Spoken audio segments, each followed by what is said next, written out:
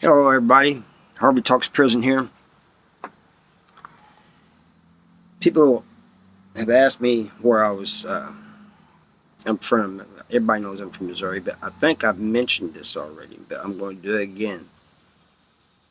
I was born in Rolla, Missouri, Phelps County, but I was raised on a farm south in Newburg, Missouri. I went to school there and everything, a small town, about 700 people at the time.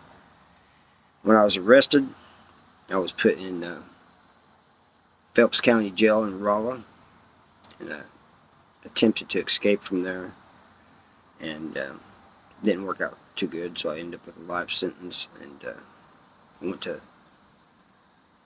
Fulton Diagnostic and Reception Center, then to MSP,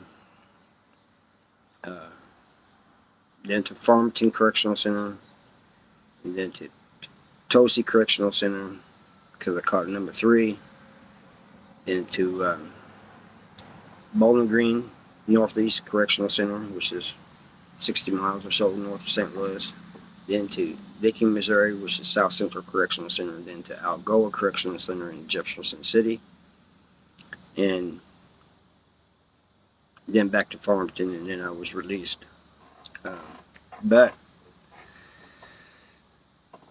the yards on each of these were different, Probably Potosi's was the smallest prison. It held 800 people. It's a punishment prison. You get in bad trouble, that's where you go. South Central Correctional Center was cool because it was 25 miles from home, and I worked in recreation, the gym and stuff, and so I was out all day, so that was nice. I was on the yard all day. But Kevin and a couple others have told me that it's getting worse there, both in the violence and in the way staff are giving people less and less rec and stuff, So I guess that's to be expected if violence is rising. But anyway, that's just a little shorter introduction where I'm from, so now you know. Thank you.